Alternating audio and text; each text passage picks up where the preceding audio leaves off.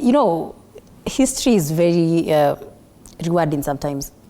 We would never have expected that the deputy president and the president to have a rift in their first term. In the last regime, it happened in the second term.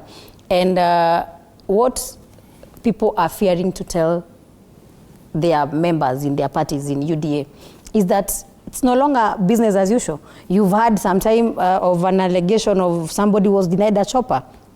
You can imagine a president is sitting with a member of parliament from my county and a section of those that support him, but the deputy president is not there.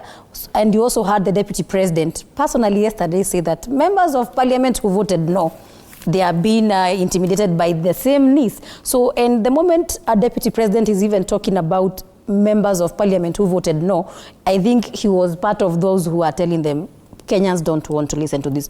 And I have to give, you know... Was that an indication that he himself did not support the finance bill? Exactly, it was. And I want to thank him, the Deputy President of Kenya, because we all know, publicly he might not have said it, but behind the scenes we know he was not of the bill. And the moment a Deputy President is saying that this thing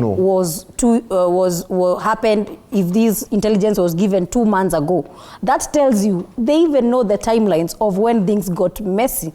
Things did not just wake up and get messy. Things started getting messy on social media 2 months ago. So the deputy president is somebody who you have to give him his dues. He goes to the public, listens to what Wanjiko is saying. Sometimes, due to the relationship that they have with the president, he might not openly say it, but he listens to what the ground is telling him. I was in the same event with him recently when the bishop for JCM, Reverend Ben, was being consecrated into a bishop, and he personally said he wants to listen to the people of Kenya.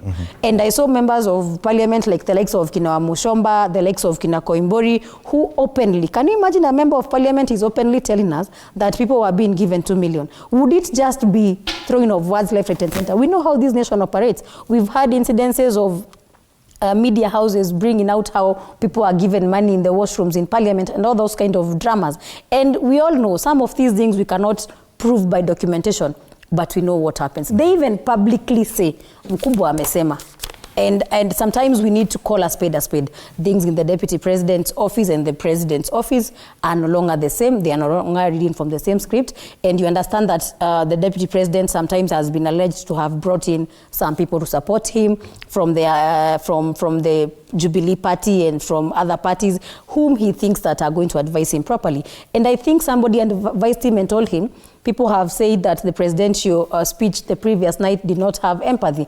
And you saw the deputy president speak very fatherly and said, my daughters and sons. He repeated that 3 times. Yeah, he said it's a lot of empathy. And I think he had been told, and he said it with so much. You would even tell this person was hitting a certain point. And you can tell somebody is trying to show the world, me, I'm not in the same page with the other people. It's the same thing even when it came to, yes, the blame, according to the deputy president, was on NIS, failing to give proper intelligence, according to him, to the president. But also, that assertion in itself says a lot about the president, coming from his deputy, that this is a president who is disconnected from what is happening on the ground, that he has no proper briefings, his decisions are not based on proper intelligence.